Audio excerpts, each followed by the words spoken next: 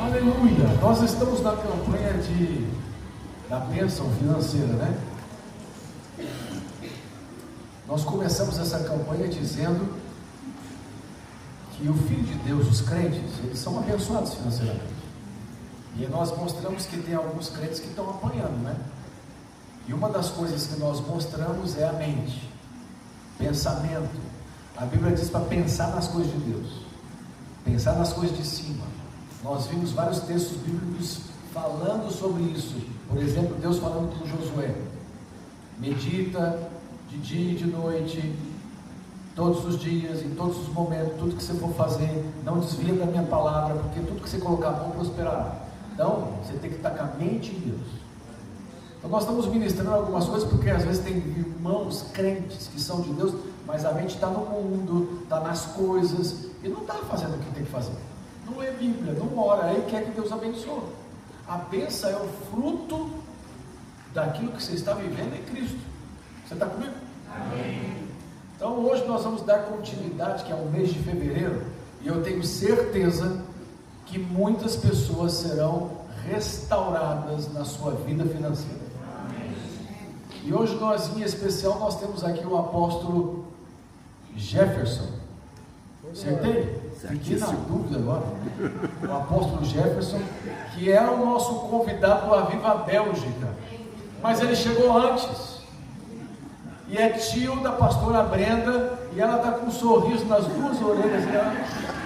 E ele chegou antes para ficar alguns dias aí, e falou: vamos aproveitar o homem de Deus, e ele vai estar ministrando aqui na quinta-feira sobre essa questão de finanças. E ele então está com a palavra. Seja bem-vindo, por favor. Aleluia, glória a Deus. Estive com ele ali no escritório, conhecendo, conversando um pouco. Que Deus o abençoe, que Deus o use poderosamente. Amém?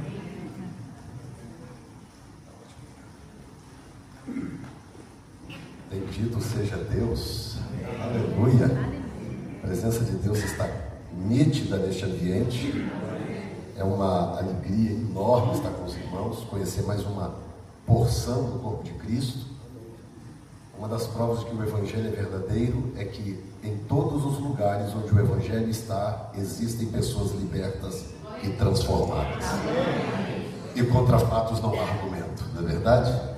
Meu nome é Jefferson Neto, eu moro nos Estados Unidos, na região de Boston, Massachusetts, há 24 anos. E assim como vocês, também sou imigrante, imigrei para os Estados Unidos e passei por tudo que provavelmente todos vocês aqui passaram ao se mudar para a Europa. Enfrentei todas as lutas, todas as dificuldades que você também já deve ter enfrentado, e quem sabe alguns aqui estão enfrentando. E portanto, eu não estou aqui como um outsider, né? Alguém que vem de fora, que não tem noção da vida imigrante, mas eu estou aqui como alguém que conhece muito bem o que é viver fora da nossa nação de origem, ter que aprender um novo idioma e lidar com uma nova moeda, ter que absorver novas leis. É realmente um grande desafio. Sou tio desta morena linda que está aqui, a Brenda. Ela é filha do meu irmão mais velho, pastor Edson, também um homem de Deus espetacular, com grandes experiências com Deus, e da mãe Iris. E nós ficamos sem nos ver 25 anos. 25 anos. As redes sociais amenizam um pouco a coisa, né? Mas claro que não substituem, né? E ela saiu do Brasil para ir para a Itália, logo depois eu saí do Brasil para ir para os Estados Unidos, muito pertinho, quase que na mesma época. E morando tão longe assim, quando eu ia no Brasil ela não estava, quando ela ia no Brasil eu não estava no Brasil, e eu vinha na Europa, não passava pela Bélgica, e ficava aquele negócio, né? 25 anos se passaram.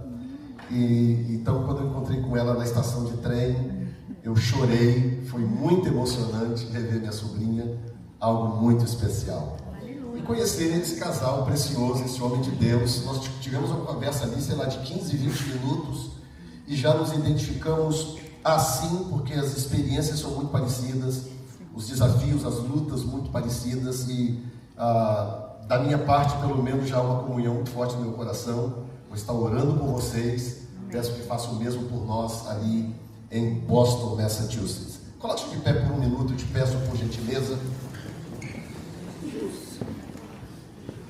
Muito interessante o tema de vocês, e eu vou fazer uma confissão aqui que nem a Brenda sabe.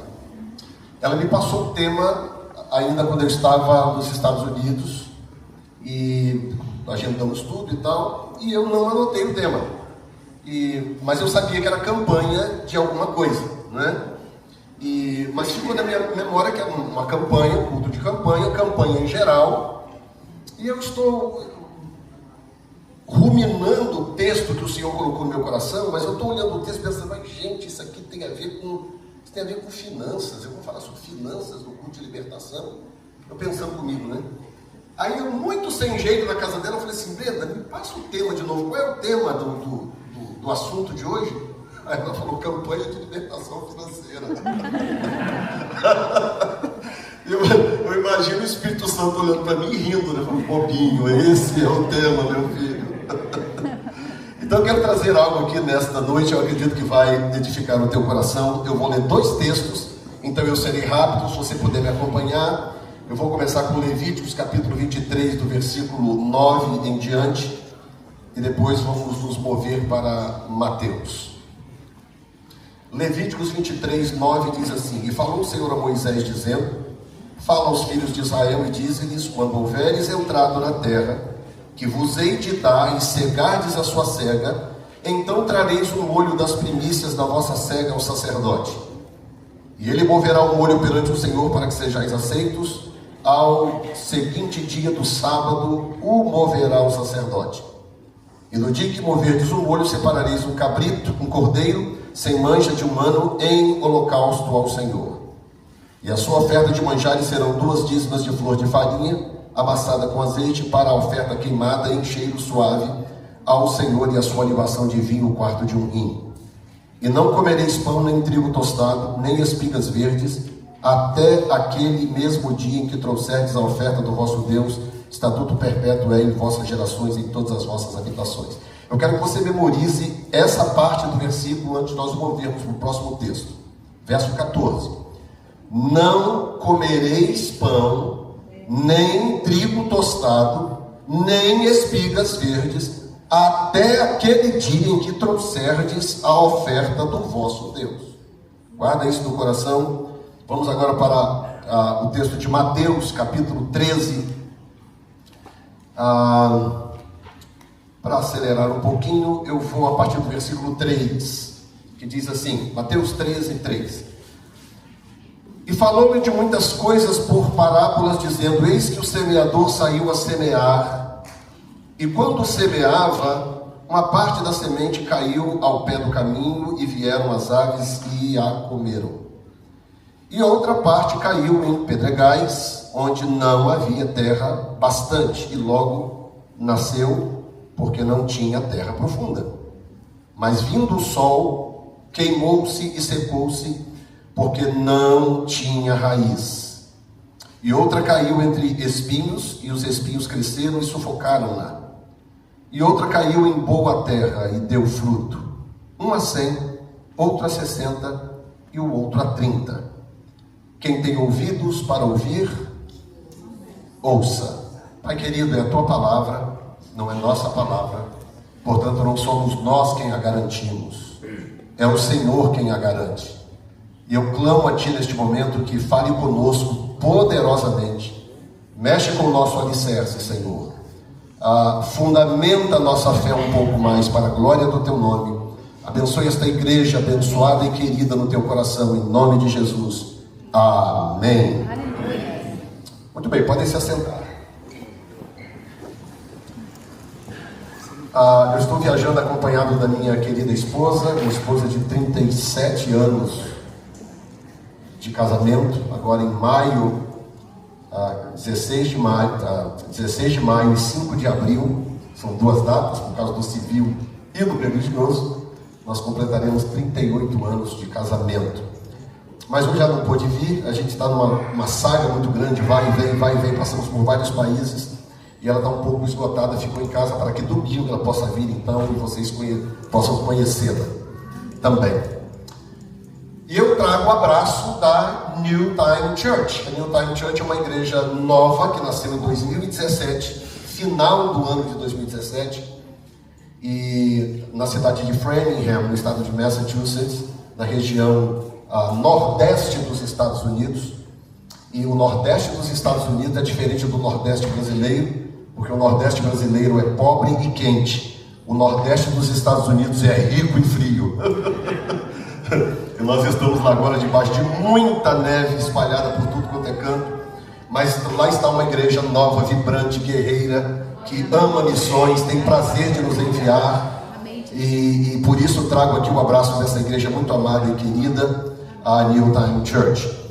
E hoje eu quero compartilhar com você algo interessante que pode ser que sirva como uma espécie de fortalecimento para a sua fé neste dia de campanha sobre restauração financeira. E eu vou começar com o segundo texto, depois eu conecto com o primeiro, mas eu te peço um pouco de paciência. O texto do semeador, ele é interessante porque ele dá alguns passos para mostrar a razão do porquê certas sementes não frutificam. Então, quando nós temos um texto bíblico que nos mostra por que às vezes certas sementes não dão fruto, eu tenho que prestar atenção nesses passos. Eu não posso simplesmente brigar com Deus, ou me entristecer com Deus, ou ficar aborrecido com a igreja, ou com a mensagem do pastor, porque determinadas coisas funcionam para um, mas não funcionam para mim. O fato é que os princípios do reino de Deus, eles funcionam para todos, eles estão abertos a todos. São verdades inequívocas que podem funcionar para absolutamente todas as pessoas. Mas aí vem a pergunta aqui, então por que não funciona para mim?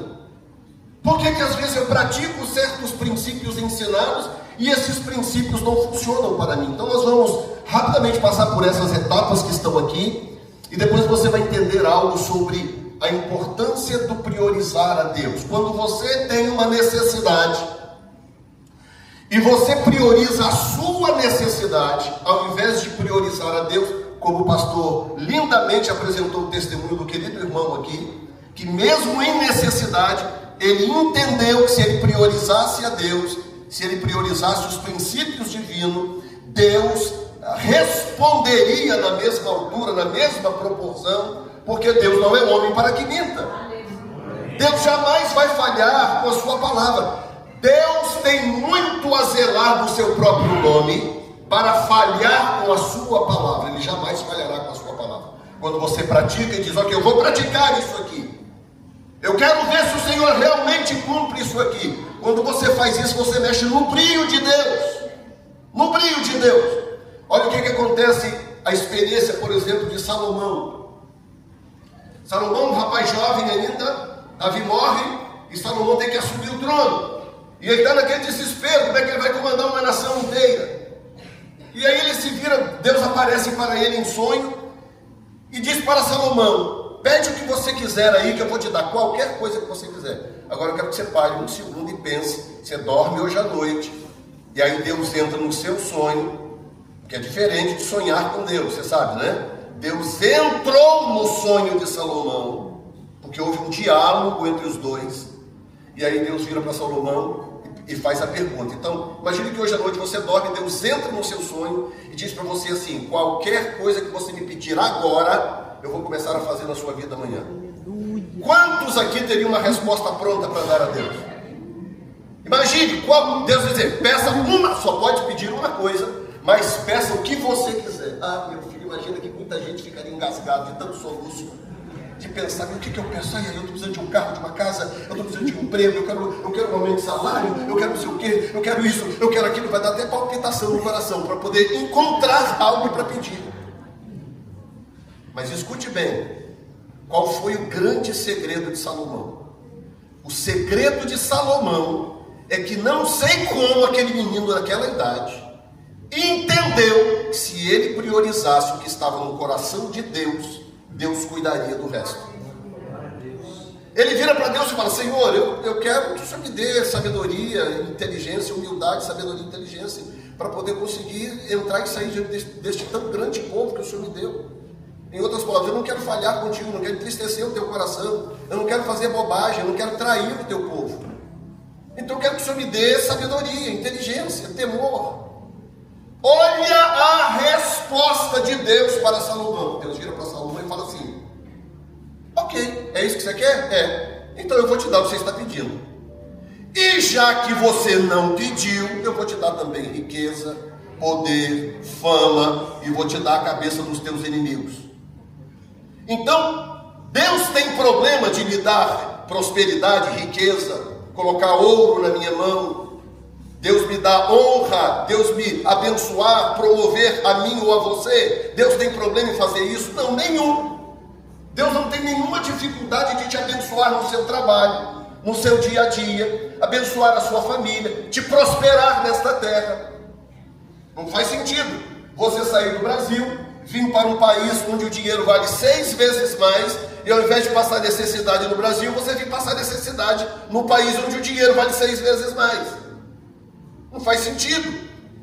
Então, Deus não tem dificuldade de nos abençoar. Então, qual é a pegadinha? Tem uma pegadinha, apóstolo? Tem uma pegadinha. Qual é a pegadinha então, apóstolo? Ok, aqui vai.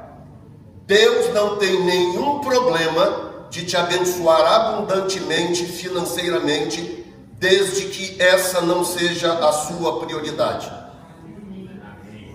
Se esta for a sua prioridade, você coloca Deus em segundo lugar, coloca a sua família em terceiro, ou talvez a família em segundo, Deus em terceiro, varia de casa para casa, e você começa a focar naquilo, e você entra em desespero. Por isso que muita gente não consegue ser dizimista, por isso que muita gente não consegue ofertar, por isso que muita gente não consegue abençoar missões, ser generoso na obra de Deus. Porque o foco número 1 dele é viver bem financeiramente. Então Deus vai para segundo, terceiro, quarto ou quinto lugar. Quando Deus olha para mim e para você, e Ele vê que a minha prioridade é Ele, que a minha prioridade é satisfazer o desejo do coração dele, aquilo que Ele planejou para a minha vida, o que acontece? Ele começa a me dar o que eu nem pedi. Ele começa a suprir as minhas necessidades, e Ele abre as comportas de tal forma que começam a acontecer coisas que nós nem imaginávamos que seria possível. Com relação ao semear e ao colher, existe um processo interessante que Jesus deu, o processo aqui para nós podermos olhar. Ele fala sobre o semeador. Número 1, eu quero começar com algo muito simples. Ele diz: o semeador saiu a semear. Ok, o semeador faz o quê? O semeador semeia. O semeador saiu a semear. Então, nesta frase, saiu a semear, tem duas verdades. A primeira verdade é que você precisa de um ato, você precisa tomar uma atitude. O semeador saiu. Sair é uma atitude. Ele saiu. Então o semeador está em casa, está em algum lugar, e ele toma uma atitude. Ok, eu vou sair. Se ele não sai, a segunda coisa não acontece, porque a segunda coisa é um processo. Primeiro é um passo, é uma atitude. A segunda parte é um processo. Então ele saiu. Uma vez que ele saiu, acontece o processo. Ele saiu a semear. Então se você se torna um semeador, e você é um semeador, porque Deus te levantou com o propósito de ser um semeador. E como é que eu sei disso? Porque só colhe quem planta, e Deus quer que você colhe em abundância. E se você não assumir a postura de semeador, você nunca vai colher nada, porque é uma lei natural. Quem não planta não colhe, quem planta colhe. É uma lei natural, e isso nunca vai mudar para o resto da eternidade. Então diga comigo: eu preciso de coragem para dar o primeiro passo. Qual é o primeiro passo? Sair. O semeador saiu. Então eu vejo a cena, apóstolo, de um semeador pegando o embornalzinho dele pendurado no prego, botando aqui e abrindo a porta e dando o primeiro passo. Ele saiu. Se esse irmão não tivesse, ao se converter, dado o primeiro passo de dizer: ok, eu vou testar se isso é verdade, deixa eu ver se funciona mesmo. Eu tive uma batalha com Deus, comecei a contar essa experiência para o apóstolo hoje, uma batalha com Deus que levou 17 anos. 17 anos. Deus prometeu para mim, em Colatina ainda, a igreja que eu pastoreava lá, que a Brenda conheceu, Deus prometeu para mim, eu vou te levar às nações e eu vou te usar em curas e milagres. Eu era um pastor novo, um ministério profícuo em Colatina, imaginava o processo que eu passaria para cumprir esta palavra. Mas Deus me deu uma palavra, e é uma palavra que concorda com as Escrituras. Falei, que maravilha! E Deus me deu, coincidentemente, pastor, você sabe para onde que eu achava que eu vinha? Para a Bélgica.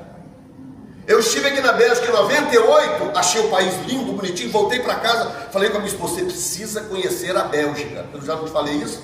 Você precisa conhecer a Bélgica. Quando profetizaram para mim que Deus ia me tirar do Brasil, para onde que eu achei que era?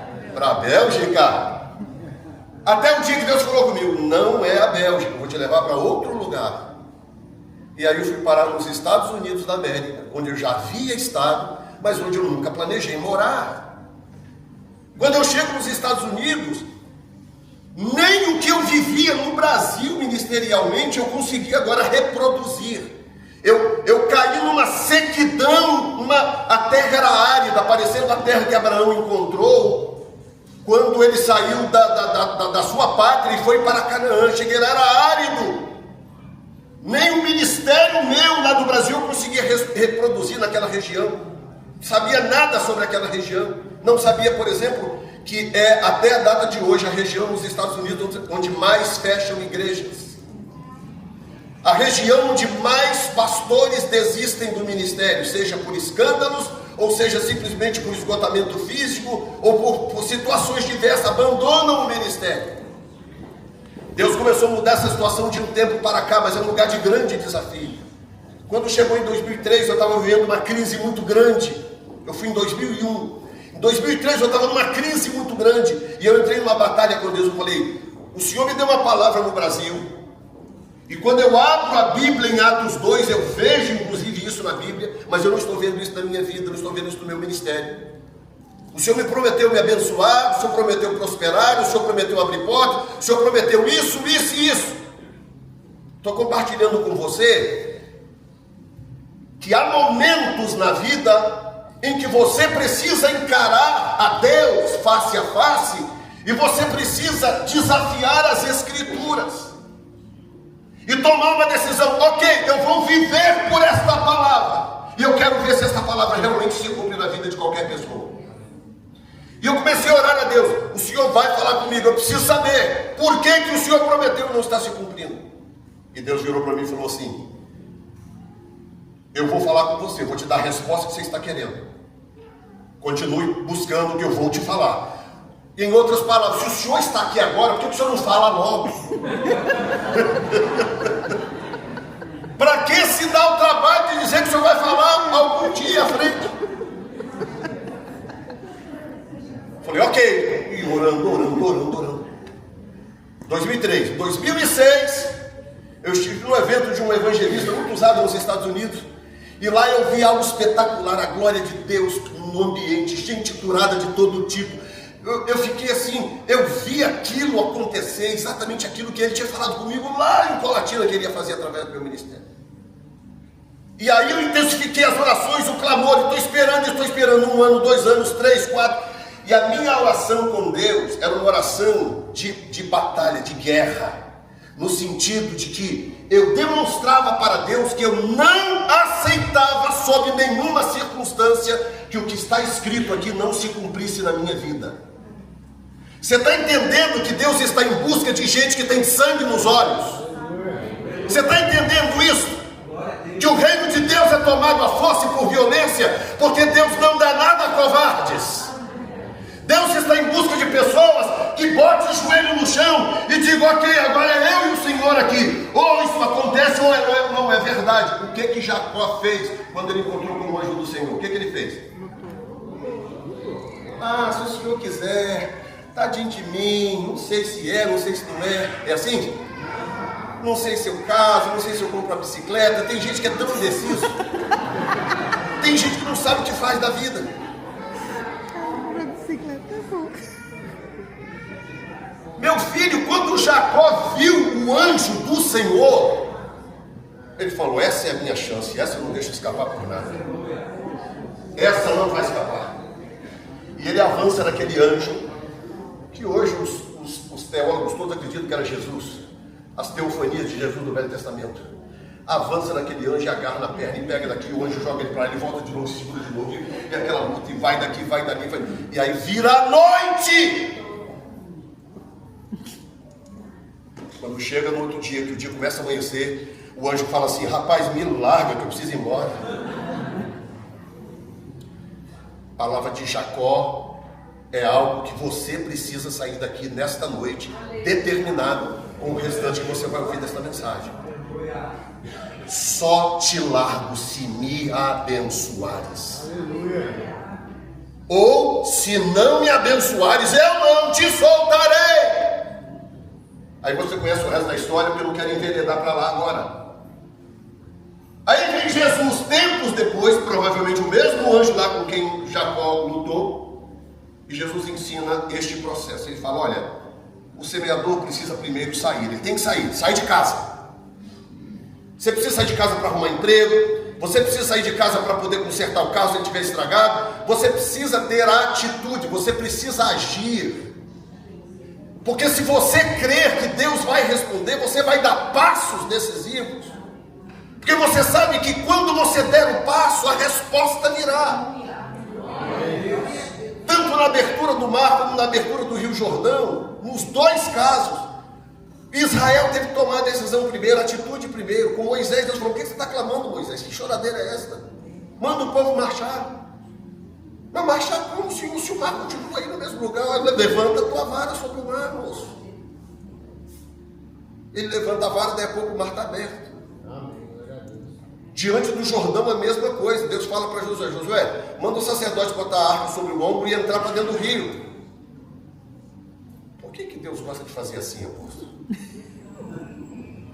Não seria mais fácil Deus falar: ok, um minutinho aí, pronto, está aberto o rio, passa? Não, o sacerdote com a arca no ombro vai entrando para dentro do rio, com uma roupa de linho fino, branquinha, vai entrando para dentro daquele rio barrento, que o Rio Jordão é barrento. E lá fica eles em pé com a arca lá e a água passando e eles ali. Daí a pouco começa a acontecer um fenômeno, algo sobrenatural, algo divino. Entenda bem que a sua atitude natural provoca uma resposta sobrenatural. Quando você entende que a sua postura vai mover o braço de Deus, é aí que você começa a experimentar um dos milagres extraordinários do céu. Daí a pouco o Jordão está aberto, o povo todo passa a pé enxuto, como você conhece bem a história. Ok, então por que algumas pessoas plantam, passam pelo processo e não colhem? Jesus deu a rota. Ele diz que quando esse semeador saiu a semear, a parte da semente dele caiu sobre pedras, depois o sol queimou, não é?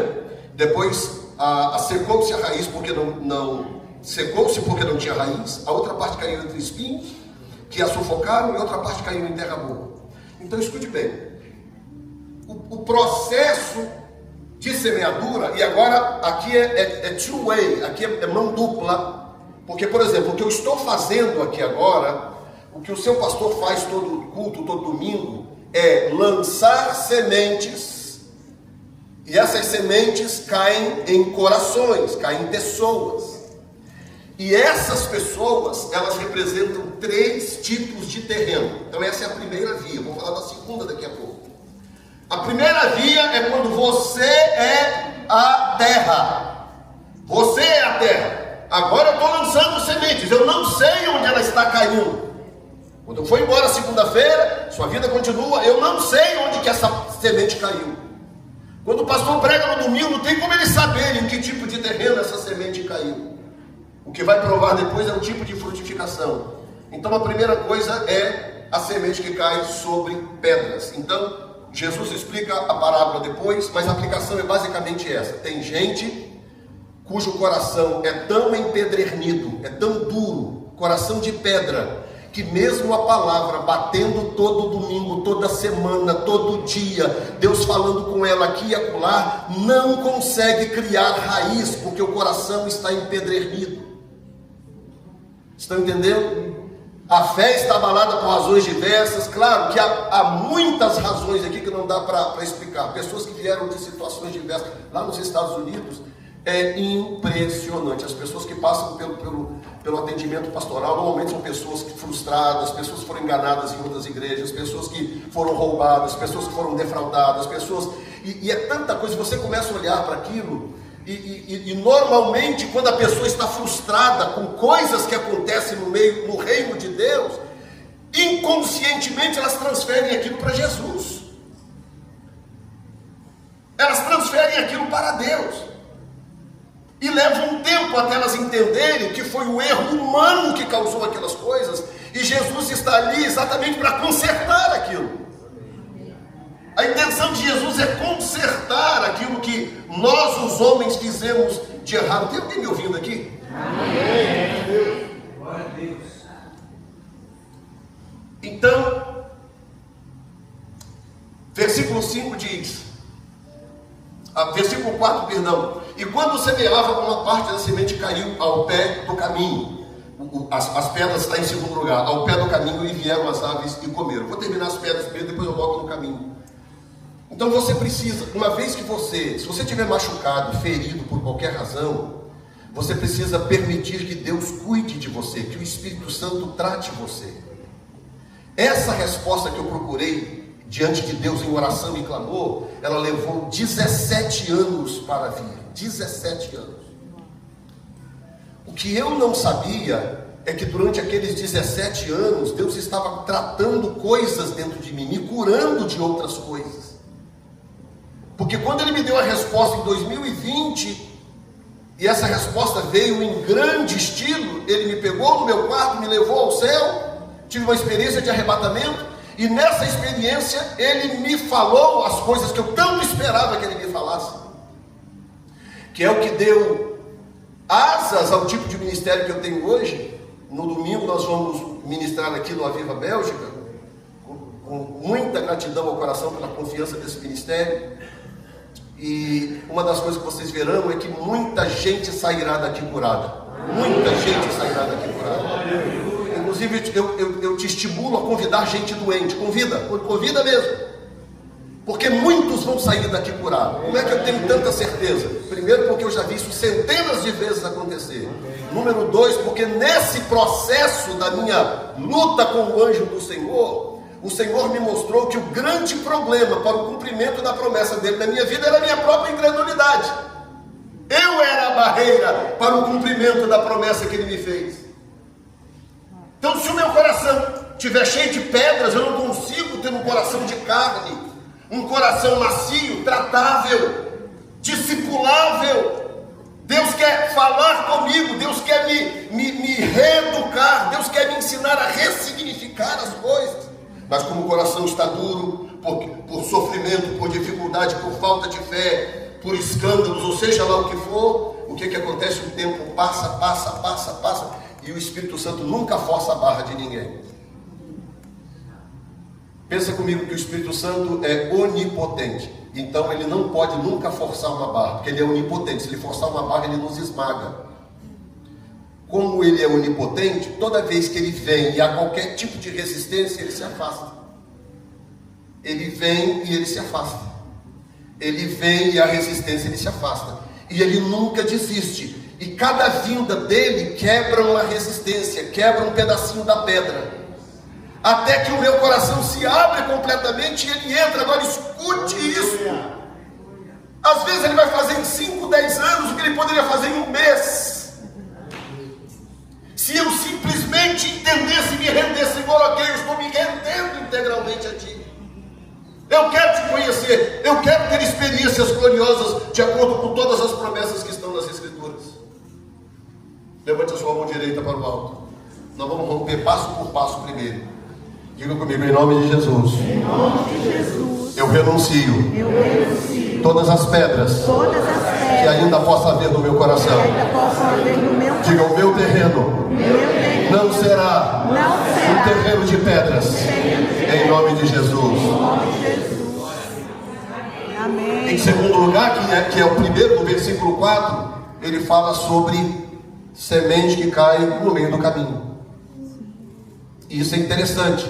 Capítulo 11 de Gênesis fala sobre o pai de Abraão. Olha bem, o pai de Abraão, no capítulo 11, ele está em Ur dos Caldeus. Ele sai, passa por Arã, para ir para Canaã. O texto diz que ele estava lá e ele queria ir para Canaã. Aí eu fico pensando se não era Deus de repente movendo o coração de Terá. Não é muita coincidência que logo depois Deus pega o filho dele e fala, vai para Canaã? Sendo que versículos antes o próprio pai se sente impelido a ir para Canaã. Mas o que acontece? Ele chega em Arã, encontra uma cidade bacana, bonita, não sei o que, fica ali no meio do caminho. Então eu sempre tenho em mente as pessoas que começam as coisas e nunca terminam. Pessoas que passam com um destino, mas elas nunca conseguem chegar ao objetivo final. E isso você pode aplicar em todas as áreas, inclusive eclesiástica. Quantas pessoas aqui nesta sala, talvez, que tem um chamado de Deus, um propósito bem específico de Deus, mas nunca consegue chegar nesse propósito, porque ela sempre desiste no meio do caminho. Sempre para no meio do caminho. Tudo que ela faz fica à beira do caminho. Ela nunca chega ao final. E para você chegar ao final, você tem que ter perseverança. Você tem que querer. Não, eu comecei algo, eu vou chegar ao final. Você viu os músicos tocando aqui durante o louvor? Quanto tempo você acha que leva para uma pessoa dominar esse instrumento aqui, aquele instrumento, aquele dali, os demais?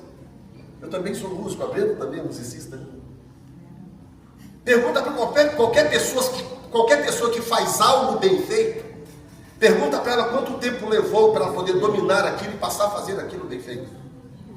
E agora pergunte para qualquer pessoa que ficou no meio do caminho se ela sabe fazer alguma coisa bem feita. Os melhores salários são para quem começou e terminou. O melhor padrão de vida são para as pessoas que começaram e chegaram até o objetivo final. E assim sucessivamente. Deus está te desafiando hoje. Porque se porventura você tiver qualquer tendência de procrastinação, de começar as coisas e largar pelo meio do caminho, Deus quer te curar nesta noite. Para você sair daqui com uma mentalidade renovada em Cristo. E dizer, quer saber de uma coisa? Vou voltar para a escola, vou falar francês, vou falar holandês, eu vou entrar naquela empresa que eu determinei. Quer saber de uma coisa? As coisas vão mudar lá em casa. Eu vou ganhar minha família para Jesus. Eu não vou desistir.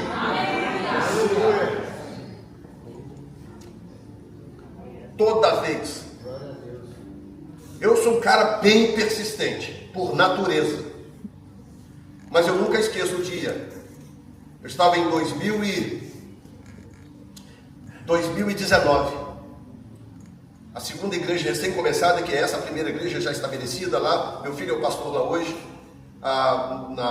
dentro de Boston, da região de Boston. Eu estou na Grande Boston, estou na periferia da Grande Boston.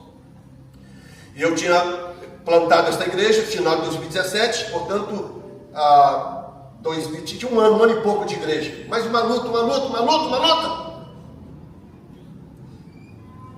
E eu estava dentro do templo, com as luzes todas apagadas, música tocando, e eu orando a Deus, e aquela oração desafiadora, e eu botando o meu pulmão para fora. O que eu não sabia é que ao invés de orar, eu estava, na verdade, era reclamando. E eu falava assim, Senhor, não estou entendendo. Por que o Senhor disse que ia fazer isso e aquilo? Por que o Senhor prometeu isso e aquilo? Não tinha acontecido ainda a experiência de 2020. O Senhor prometeu, o Senhor não sei o que, o Senhor isso. E teve um momento da oração que eu andando assim no corredor central, em 44 anos de ministério, eu ouvi a voz de Deus com o meu ouvido de carne 3 vezes. Essa foi uma delas. 3 vezes. Primeira vez eu tinha 17 anos de idade, eu estava no monte, lá no Monte de Jaburuna, em Vila Velha. Essa foi uma das outras vezes. Eu estava andando no corredor assim. Eu vou descer aqui, me permite, pastor, descer um minutinho aqui. E eu estava andando no corredor da igreja e falando, tudo apagado, completamente apagado, o som ligado a meia altura. E eu falando o seguinte: o Senhor prometeu que não sei o que, e agora eu estou aqui batendo cabeça de novo nesse lugar. E as pessoas não querem escutar, e não sei o que. E eu estou falando assim, de repente veio uma sensação no ambiente assim. O meu corpo todo arrepiou, algo aconteceu no ambiente. Aí eu dei uma travada. Quando eu dei uma travada, eu ouvi uma voz dizendo o seguinte: ei, você sabe que eu tenho um plano. Uma voz séria, uma voz, para falar bem a verdade, parecia até que ele falou com um pouco de raiva, tipo, o que é, rapaz? Tipo, você não está mais na idade para isso.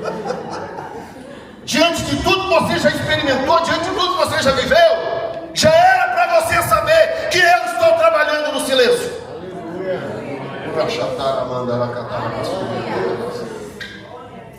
E ele falou desse jeito comigo. Ele falou assim: ei, você sabe que eu tenho um plano. Ou seja, por que você está aí? Moisés, por que clamas a mim? Você está entendendo que tem hora que a gente provoca esse lado boss, chefe de Deus? Seria bom se ele sempre falasse como paizão, né? Seria bom se sempre ele falasse como pombinha, é ou não é? Como cordeiro, mas tem hora que ele ruge como leão.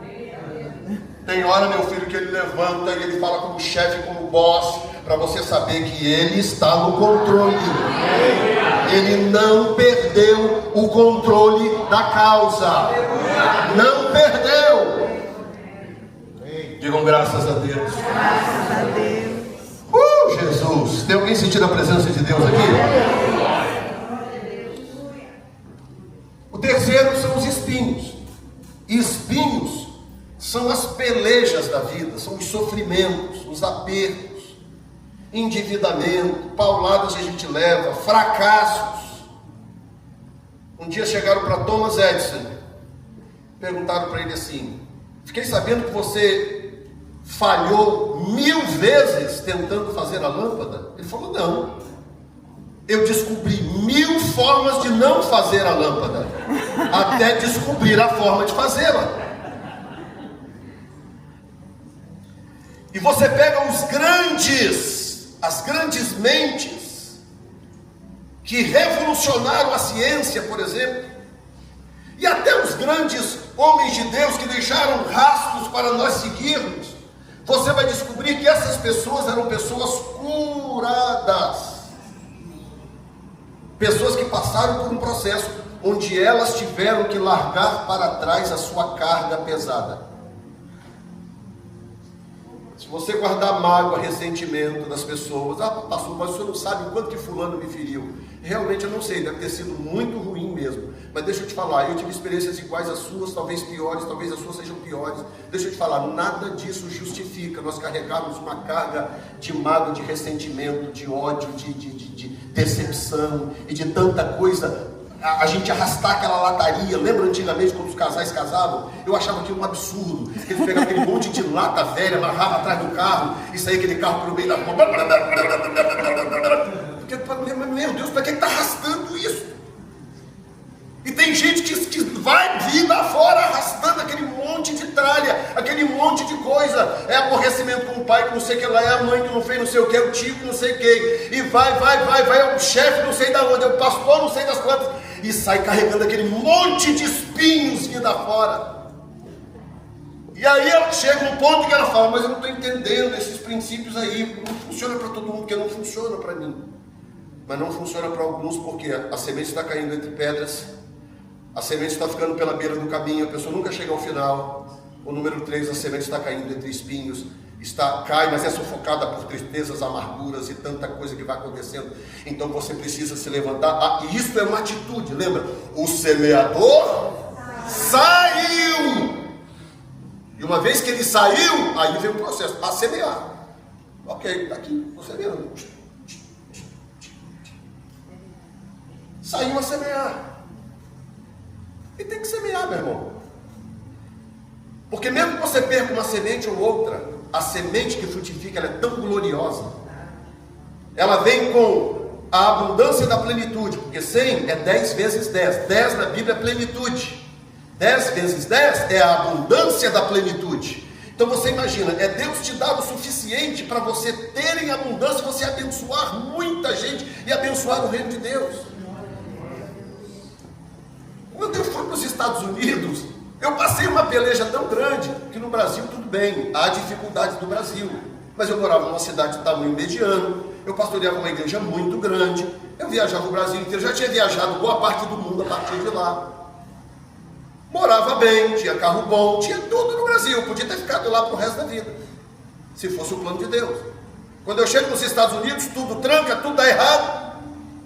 Eu começo a pelejar aqui e acolá. Minha esposa, que nunca teve uma marquinha na mão, foi limpar a casa nos Estados Unidos, para poder ajudar a sustentar a casa e pagar aluguel.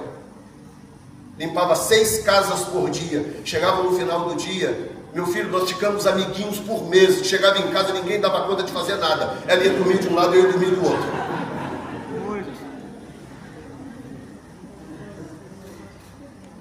E aquela peleja, ok. Chegou um ponto em que Deus começou a me prosperar. Aí me tornei empresário, abri uma empresa de construção, tive vários funcionários, dezenas de funcionários, empreguei americanos. Nessa época nem green card eu tinha ainda. E eu era patrão de americanos. E começou a entrar dinheiro. Ia lá, comprava o carro que queria, morava nos melhores condomínios. Quando está tudo indo bem, por que Deus faz isso? Tudo indo bem. Eu entro no closet, estava orando pouquíssimo, inclusive. Aí nesse dia eu senti eu vou orar, eu senti vontade de orar. Para quê? Fui para dentro do closet, botei lá uma música, estava na presença de Deus. Saudade do Espírito Santo, né? Eu estou ali na presença de Deus. De repente começa aquela... Sabe quando você está num ambiente e começa a subir a água, que vai chegar aqui no seu nariz?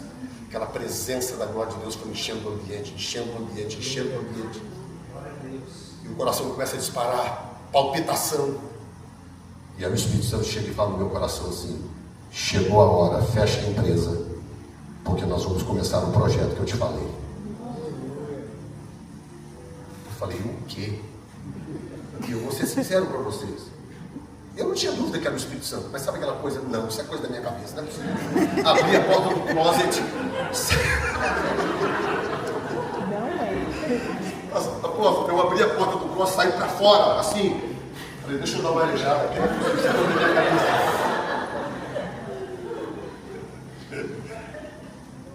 E o Espírito Santo, não, você sabe que não é.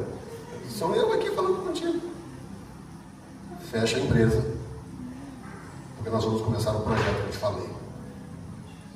Falei, meu Deus do céu. Existe uma simbiose entre eu e minha esposa. Toda vez que nós vivemos momentos nevrálgicos na nossa vida, ministerialmente ou qualquer área, eu sempre desafio a Deus. Então, se é verdade, fala com a minha esposa, porque só Deus vai convencer a minha esposa. E se o senhor falar com ela, eu topo. E sempre funcionou. Falei, então o senhor fala com a minha esposa. Aí um dia ela acorda de manhã, dias depois ela acorda de manhã e fala, meu amor, eu tive um sonho tão engraçado, tão estranho. Fala, meu amor. Nós estávamos andando numa mata aqui nos Estados Unidos, porque lá no inverno, acho que aqui também, né? Cai as folhas todas, não é isso? Cai as folhas todas, fica aquele monte de árvore, aqueles galhos parecendo secos. E a gente estava andando assim na mata, e de repente a gente chegou, eu e você, perto de um galho assim, quando nós tocamos no galho, ele começou a florescer. Eu falei, ok, então agora eu vou te falar o que Deus me falou. Aí falei para ela, falou, ok, se Deus falou, vamos fazer o que Deus me falou. A gente vai fazer, vamos fazer. Mas na minha cabeça, você pensa, não, mas deixa eu te falar uma coisa, você sabe que nosso padrão de vida vai cair. Provavelmente vamos ter que mudar desse condomínio. Eu fui pensando que a cabeça humana, o homem provedor pensa assim. Ela falou assim, meu amor, o que Deus orientar, nós vamos fazer. Eu falei, ok. Aí comecei o processo de desmantelar a companhia. Não podia pegar, nessa época estava com 12 funcionários, pegar todo mundo e botar no meio da rua. Comecei um processo e foi e tal. Tanto que até hoje, você vê, eu estou falando disso em 2000, 14 para 2015, 2014. Até hoje eu tenho lá um storage de todo tamanho, cheio de equipamento, de coisa guardada lá. Está lá guardado até hoje, é um memorial lá diante de Deus, está aqui a prova. Olha que coisa incrível, eu fui e fechei tudo bonitinho, e aí eu estou esperando uma pancadaria, estou esperando a coisa ir pro brejo. E aí Deus virou para mim, assim, Deus tinha falado comigo um pouco antes, falou assim, olha, eu vou te usar para, você vai bancar eventos em vários lugares do mundo. Você vai bancar os eventos. Deus tinha falado comigo. Então eu entendia que a minha empresa ia crescer tanto, apóstolo, que eu ia ser o cara que ia chegar, não, tá aqui, vamos pagar, quanto é esse evento? É tanto. Vamos fazer um evento na comunidade cristã da Bela. Quanto é o evento? É tanto. Eu quero bancar o evento. É isso que eu pensava. O que eu não sabia é que Deus ia mandar eu fechar a empresa e que Ele ia me abençoar de uma forma tão misteriosa que nem eu sei até hoje como funciona. Eu não sei. O que eu sei é que vem recurso do mundo inteiro. Nós fazemos eventos cruzadas no Brasil, todas bancadas pelo nosso ministério. Todas. Eventos para pastores, para líderes do Brasil, nós bancamos. Agora mesmo fechei 2 hotéis em Campos do Jordão. Fechei os hotéis lá. Para levar pastores com suas esposas para um tempo de refrigério lá. Se me contasse isso há uns anos atrás, eu nunca acreditaria. Deixa eu te falar uma coisa, você está achando que Deus tem problema de te prover aluguel, de te dar um carro, de te prover um trabalho? A sua mentalidade de Deus está muito pobre, está muito miserável. Você precisa conhecer esse Deus como o Deus provedor que tira água da pedra. E Ele vem para te descedentar.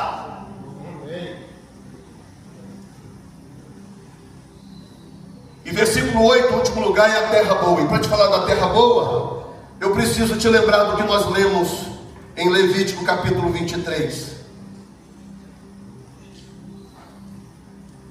Eu vou encerrar falando da terra boa. Então, de novo, puder colocar Levítico 23, versículo 9 em diante, diz: falou o Senhor a Moisés, dizendo, fala aos filhos de Israel e diz-lhes: quando houverdes entrado na terra que vos hei de dar e cegardes a sua cega, então trareis um molho das primícias da vossa cega ao sacerdote. Ele, escute bem, apóstolo, você pode vir aqui por um minutinho, por gentileza? Ok, vamos fazer de conta que isso aqui aqui tem molho, segura aqui na mão, apóstolo, por gentileza, fica de frente para a sua igreja aqui. Escute bem o poder que tem essa mão aqui, essa mão do seu pastor. O texto está dizendo, não sou eu, Jefferson, é o texto que está dizendo que quando você traz os molhos das suas ofertas para o Senhor, Ele que é o sacerdote, quando Ele faz isso aqui, segura com essa mão aqui só, apóstolo, solta a outra.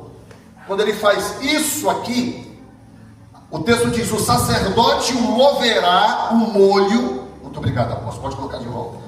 Diz que o sacerdote moverá o molho, olha bem, ele moverá o molho perante o Senhor, para que vocês sejam aceitos.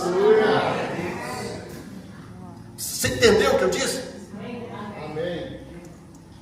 A unção do seu pastor, a unção do sacerdote da casa, ela é tão poderosa que quando ele intercede por você, quando ele move os molhos dos seus dízimos e ofertas, Deus olha para você e diz, ok, eu aceito a sua oferta. Tem uma história que pensei 2 vezes se eu conto, eu vou contar pelo menos parte dela. De um pastor amigo meu, no Brasil, que a igreja dele ficava perto de uma zona de baixo meretriz, onde ficavam as prostitutas andando de um lado para o outro. Um dia uma dessas mulheres entrou na igreja com roupinha apropriada do trabalho e entrou lá e foi lá na frente e tirou um dinheiro do bolso, no envelope, não lembro agora, para poder colocar. Ele estava sentado, uma daquelas igrejas que os pastores ficam sentados no altar, ele estava sentado no altar. Quando ele viu aquilo, ele levantou para ir lá, porque ele disse, não, por favor, não põe esse dinheiro aqui não. Quando ele ia levantar, o Espírito Santo falou: não faça isso. Não faça isso. Deixa ela colocar o dinheiro lá. Aí ele travou assim, ficou sem saber o que fazer. E boa parte da igreja olhando, porque todo mundo conhecia, sabia quem eram as mulheres daquela região. E ele ficou. Quando terminou ali, ele foi, pegou, orou pelo gasofilaço, orou pelas ofertas, aquela coisa que a gente faz sempre em todo culto. Passa aquele culto, passam umas 2, 3 semanas, tá lá a mocinha de novo. Vem de novo, o dinheirinho dela e tal, põe no envelope e tal, e vem e ele está olhando, o Espírito Santo falou assim: quieta, fica quieto, coloca o dinheirinho lá de novo. E aquilo se repetiu algumas vezes, 5, 10 vezes que seja. Um belo dia, aquela mulher entra na igreja, vestida diferente, vestida decentemente, com uma outra postura, um outro comportamento. Naquele culto se converte e aceita Jesus naquele culto. Transformada, se casa na igreja, experimenta uma transformação espetacular. E quando o pastor vai atendê-la para saber como é que estava a situação, ela falou: olha bem, ela falou: pastor, sabe por que eu me converti nessa igreja? Porque foi a única igreja onde eu entrei para dar uma oferta, ou dar o meu dízimo, que não me reprimiu e me permitiu ofertar ao Senhor. O que ela não sabe, e talvez o que ele não sabia, é que o poder das mãos do sacerdote causa uma revolução no mundo espiritual, capaz de quebrar as cadeias que te oprimem e te prendem. E eu termino dizendo isso: o segredo da terra boa é a cobertura dessa terra. Você sabia que existem coisas que, se você plantar ao ar livre, elas morrem? Existem certas hortaliças, certas plantas, que para você cultivá-las, você tem que cobri-las, você tem que protegê-las. O segredo da terra boa é a cobertura. E eu termino dizendo isso. O Senhor disse algo interessante, que eu levei um certo tempo para entender aquilo. Por que ele diria algo daquela forma? No versículo 14, ele vira para Moisés, para o povo de Israel, e diz assim: olha aqui, esse texto é o texto da primícia, né? Um dos textos da Bíblia sobre a primícia. E o que é a primícia? Primícia é a priorização de Deus. Quando você prioriza a Deus e não as suas necessidades. Quando você coloca Deus em primeiro lugar, buscai primeiro o reino de Deus e a sua justiça, e as demais coisas serão acrescentadas. Nós sabemos de tudo isso. Dá uns brancos de vez em quando, mas a gente sabe que esse é o princípio. Então, primícia não é outra coisa senão a capacidade de priorizar a Deus e o seu reino antes das minhas dívidas, antes das minhas necessidades. Ok? Mas para você entender o quão severo Deus é com esta priorização, a ordem para Israel era a seguinte: ninguém em Israel está autorizado a fazer pão, comer espiga tostada, diz aqui, nem comer pão, nem trigo tostado, nem espigas verdes, até o dia em que você trouxer o que me pertence. Então, como lá era colheita mesmo, agricultura, quando chegava o momento da colheita, tinha que pegar a primeira parte e dar para a pessoa mais importante da vida de cada família judia em Israel. E agora eu pergunto: qual é a pessoa mais importante da sua vida?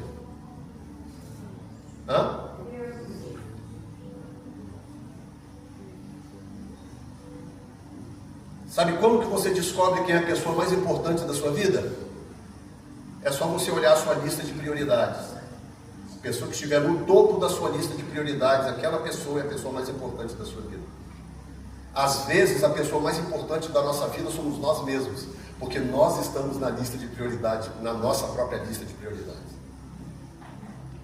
Agora, quando eu coloco o Senhor ali no topo, digo: o o Senhor é a minha prioridade absoluta. Porque eu creio nessa palavra aqui, o que ele diz vai se cumprir. Amém. E eu vou dar passos de acordo com o que está escrito ali, porque a palavra dele não pode falhar. O nome dele está em jogo. E ele, sabendo que o povo de Israel era cheio de manias e cheio de coisas, ele falou: ok, então aqui vai uma regra, vocês não estão permitidos fazer pão em casa, comer pão. Você não podia comer, não podia fazer trigo tostado, espigas verdes, até que vocês me priorizem. Eu vou aplicar agora para terminar, mas você já deve ter matado a charada. Eu comecei essa mensagem com uma pergunta: por que os princípios bíblicos funcionam para alguns e não funcionam para outros? E aqui vai a resposta: porque aqueles alguns para os quais funcionam é porque eles aprenderam a priorizar a Deus acima de tudo. Aqueles que ainda estão se debatendo, os princípios não funcionam, não é porque os princípios não são verdadeiros, é porque eles ainda não aprenderam a priorizar a Deus acima de todas as coisas. E nesta noite de campanha, com a permissão do nosso pastor, eu quero te desafiar a fazer o que fez o semeador. O semeador saiu, dá o primeiro passo, que é: a partir desta noite eu vou fazer tudo que estiver ao meu alcance humano para que Deus nunca saia do lugar de prioridade da minha vida. Nem no meu casamento, nem nas minhas finanças, nem nas minhas ofertas, nem no meu culto, nem no meu ministério. Deus será sempre prioridade absoluta. Posso orar pelo auditório? Coloque-se de pé então.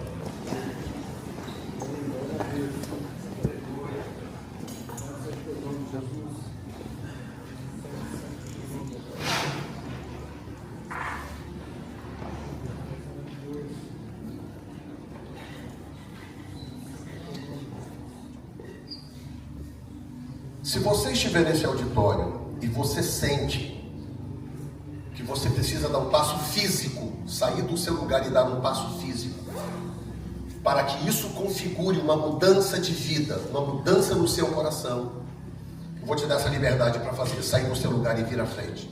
Se você entende onde você está, Deus já vai falar contigo, também está ótimo.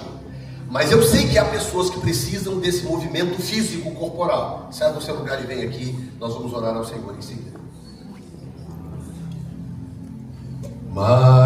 Maravilhoso é estar em tua presença. Maravilhoso é poder te adorar. Maravilhoso é tocar em tuas vestes. Maravilhoso é te contemplar, Senhor.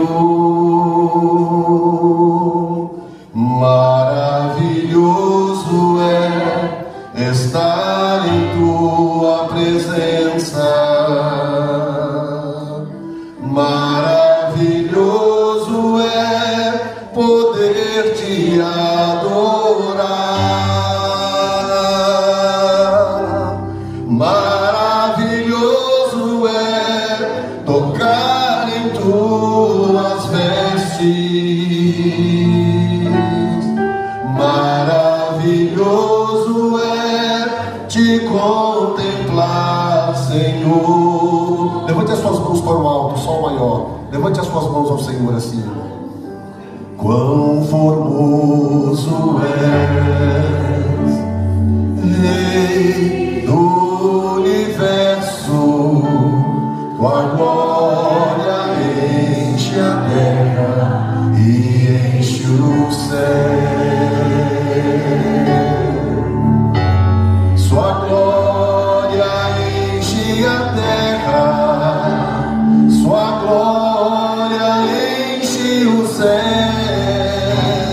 Sua glória enche minha vida,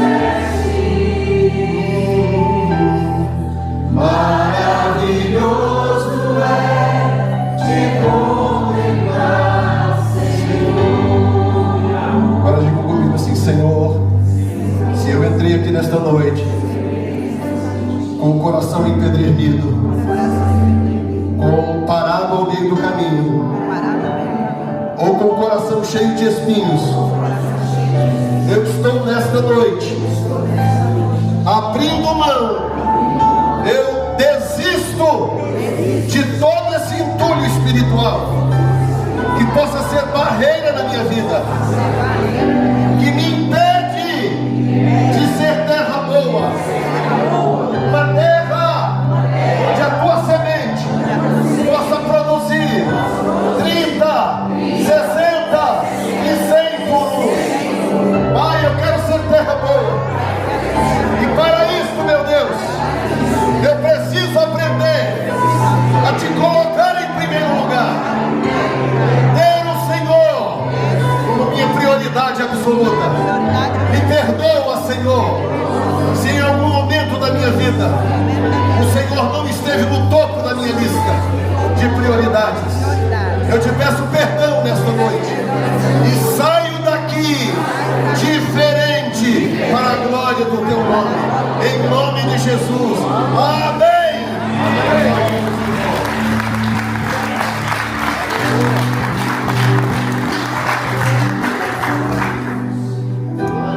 Aleluia. Graças a Deus. Já tem muitos anos que eu estou buscando ser arrebatado. Quando eu encontro alguém que foi arrebatado, eu preciso andar junto. Passa a unção. Passa a unção que eu quero subir, meu amigo. Vai ter um momento que a gente vai subir, né? Mas eu já quero subir antes. Quem gostaria de ser arrebatado aí? Buscar, tem que orar, tem que ficar. Oh, meu Deus do céu. Depois eu preciso contar para ti algumas coisas que Deus já falou comigo e que no seu arrebatamento Deus contou para você. Eu até vou te confessar uma coisa. Eu falei, Senhor, é por isso que o Senhor não me leva para o céu? O Senhor já me conta aqui na terra? Mas me conta as coisas, Senhor. Oh, meu Deus do céu. Mas vocês vão fazer o quê? Para domingo? O que você vai fazer? Hã? Convidar a gente bem doente. Quem está bem doente, desenganado do médico, está passando mal, está com dor, porque vai ter cura domingo. Amém? Agora eu vou te abençoar e nós vamos terminar. E eu vou te abençoar segundo a palavra de Deus. Está comigo? Levanta a mão para receber. Já comecei.